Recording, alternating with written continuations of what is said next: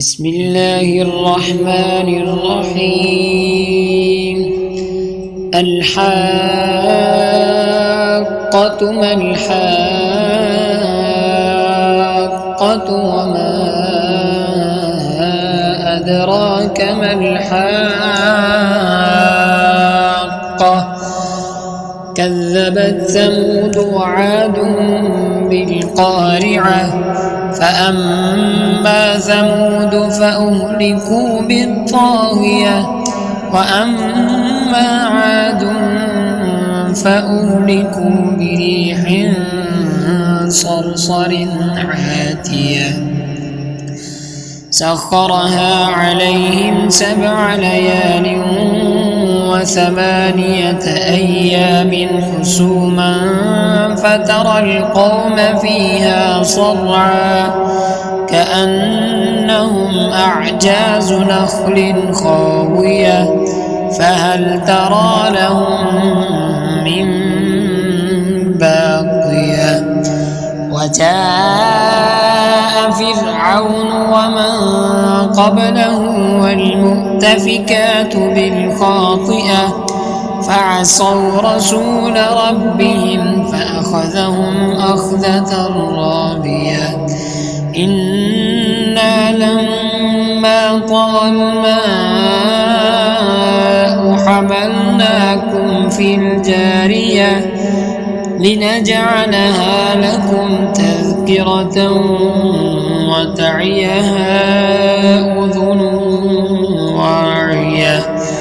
فإذا نفخ في الصور نفخة واحدة وحملت الأرض والجبال فدكتا دكة واحدة فيومئذ وقعت الواقعة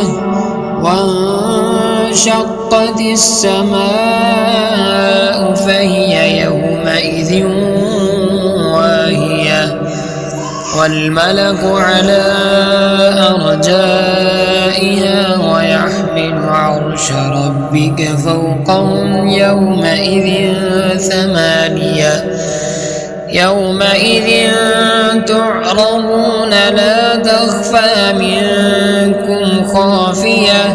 فأما من أوتي كتابه بيمينه فيقول هاؤم اقرءوا كتابيه إني ظننت أني ملاق حسابيه فهو في عيشة راضية في جنة عالية قطوفها دانية.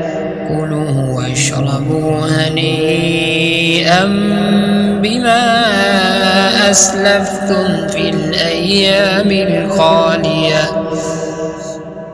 وأما من أوتي كتابه بشماله فيقول يا ليتني لم أوت كتابيه ولم أدر ما حسابيه يا ليتها كانت القاضية ما أغنى عني ماليه هلك عني سلطانيه خذوه فغلوه ثم الجحيم صلوه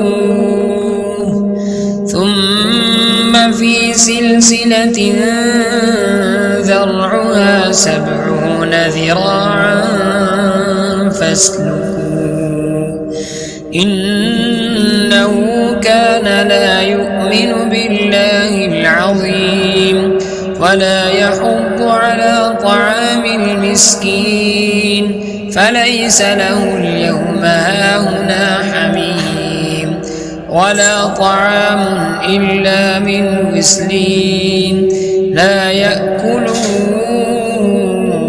إلا الخاطئون. فلا أقسم بما تبصرون وما لا تبصرون إنه لقول رسول كريم وما هو بقول شاعر قليلا ما تؤمنون ولا بقول كاهن قليلا ما تذكرون تنزيل من رب العالمين ولو تقول علينا بعض الأقاويل لأخذنا منه باليمين ثم لقطعنا منه الوتين فما منكم من أحد عنه حاجزين وإنه لتذكرة للمتقين وإنا لنعلم أن منكم مكذبين وإنه لحسرة على الكافرين وإنه لحق اليقين فسبح باسم ربك العظيم.